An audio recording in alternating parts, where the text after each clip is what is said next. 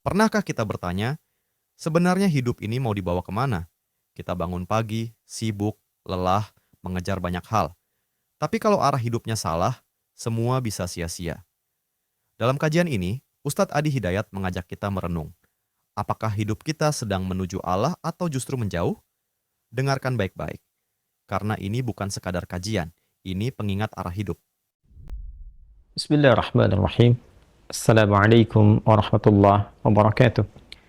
Alhamdulillahi rabbil alamin.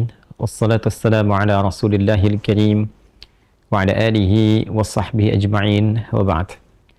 Saudara-saudariku dimanapun Anda berada, semoga Allah subhanahu wa ta'ala memuliakan, menyehatkan, melindungi kita sampai dengan detik ini kita dapat bersua.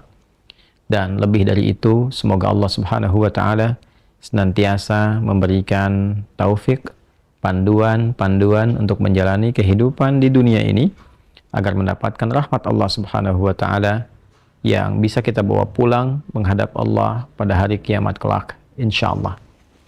Teman-teman, malam ini di tanggal 26 Oktober 2023 Masehi, edisi spesial yang biasanya kita membahas Aqsa dengan cukup panjang. Kali ini kita ingin berbagi pesan yang sangat singkat. Yang dalam singkat ini kita ingin mengingatkan baik kepada diri saya pribadi dan kepada kita semua tentang satu bagian dari ayat Al-Quran yang kiranya penting kita renungi, yaitu Quran surah ke-81 At-Takwir di ayat ke-26.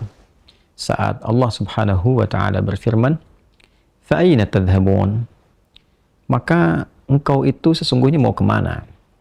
Ayat yang singkat tapi begitu padat dan sangat mendalam, memberikan satu kesan yang cukup menusuk ke dalam jiwa setiap manusia. Pertanyaan yang datang langsung dari pencipta kita, sesungguhnya engkau mau kemana? Allah sudah menjelaskan mengapa kita diciptakan. Allah sudah memberikan jalan kehidupan bagi kita dan menerangkan konsekuensi di balik pilihan-pilihan yang kita tetapkan untuk menempuh jalan-jalan yang dimaksudkan. Bila benar, resikonya seperti ini. Bila salah, konsekuensinya demikian. Maka, di antara sekian manusia yang telah mengetahui semua konsekuensi itu, terkadang masih mengedepankan bujukan-bujukan atau bahkan pengaruh-pengaruh nafsunya agar bergeser dari nilai-nilai kebaikan, bahkan nilai kemanusiaan yang telah Allah tetapkan.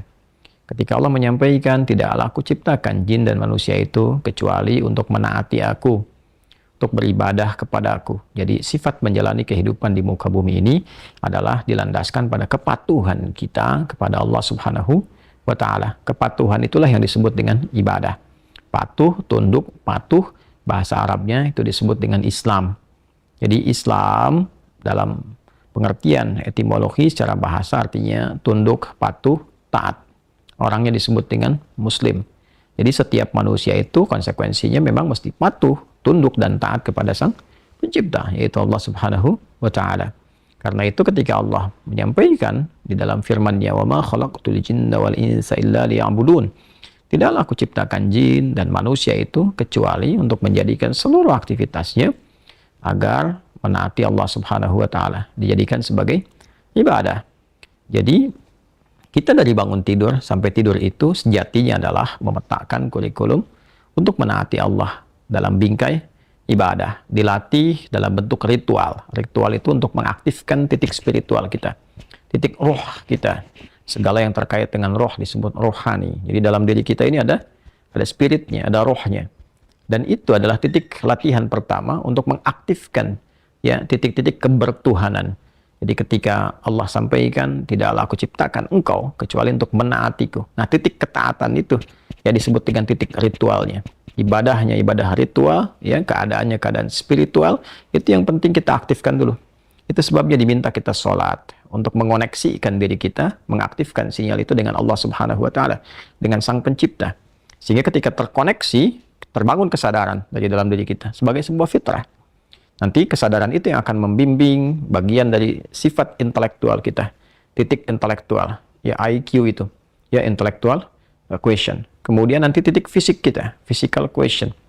Jadi nanti yang menggerakkan adalah titik spiritualnya. Ini yang memberi perintah. Kalau akal itu masih objektifnya normal saja. Kalau dia hanya mengkonstruksikan pikiran, mengolah data, ya, jadi informasi, informasi menjadi knowledge. Knowledge itu yang akan diteruskan kepada fisik untuk dieksekusi. Ya, bagaimana nanti lisan bicara? Seperti apa konstruksi bicaranya?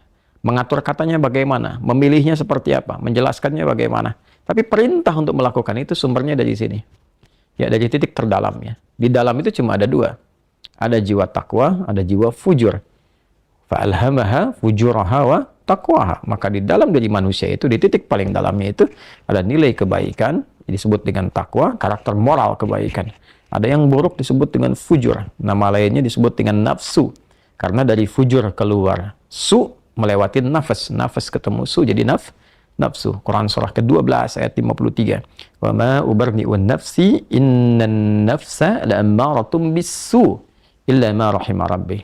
Maka semua tindakan kita, menatap, mendengar, berbicara, bertutur, sampai dengan berjalan, ujung kepala sampai ujung kaki, yang kita jadikan sebagai bagian dari perangkat beraktivitas itu, semua tatanannya, perintahnya kalau tidak dari takwa, adalah dari fujur. Kalau bukan dari sifat baik, sifat buruk yang bersumber dari nafsunya. Maka semua kegiatan yang kita desain dalam setiap hari itu, kita tata. Dan Allah tanya, baik, engkau untuk apa bekerja? Ya Allah, saya ingin mencari rezeki. Baik, bagus. Untuk dapat uang. Setelah dapat uang mau kemana? Pengen kaya. Setelah kaya mau ngapain? Beli ini, beli itu. Setelah itu mau ngapain? Ditanya terus sampai ujungnya. Fa'aina tadhhabun? Sampai ke titik puncaknya. Kalau kamu sudah meraih apa yang kamu inginkan itu, harta sudah banyak, terkumpul, sudah mewah, rumah sudah megah, mobil melimpah, hidup juga kaya begitu rupa, terus mau ngapain? Ya. Maka orang-orang yang bingung pada akhirnya dia mencari-cari ketenangan. Akhirnya balik lagi, sudah kaya segala rupa, cuma cari ketenangan, akhirnya balik lagi ke desa, nyewa gubuk, nanam kangkung, nanam cabai. Terus kalau memang dengan seperti itu bisa bahagia, kenapa selama ini kerja keras mendapatkan sesuatu yang dikumpulkan? Balik ditanya. Kamu kedudukan pengen jadi apa? Terus. Yang di militer pengen dapat bintang 1, 2, 3, 4. Kalau perlu, jenderal besar, bintang 5. Setelah itu mau ngapain? Mau diarahkan kemana semua itu? Karena pada akhirnya semua bintang akan berguguran. Ya, wafat juga, meninggal juga. Kalau sudah selesai, purna, selesai. Demikian yang punya ilmu, punya jabatan, macam-macam. Mau diapain? Ya, ketika semua titik itu mencapai pada titik jenuhnya, di akhir itu akan balik kan. Ya, jabatan purna, harta juga jenuh, ya. Nah, di titik itu kita disadarkan. Ditanya, mau kemana? Maka dijawablah dengan jawaban yang sangat mendalam. Inni dzahibun ila rabbi sayahdin. Yang terbaik adalah katakan, saya ini menyiapkan bekal untuk berjumpa dengan Rabbku. Itu jawaban yang paling indah. Ya, jadi kalau ditanya, mau kemana hidup ini? Kata Quran jawab, aku menyiapkan bekal untuk kembali dan berjumpa dengan Rabbku yang telah menciptaku. Dari situlah kemudian Allah katakan, aku berikan petunjuk kalau begitu. Yahdin.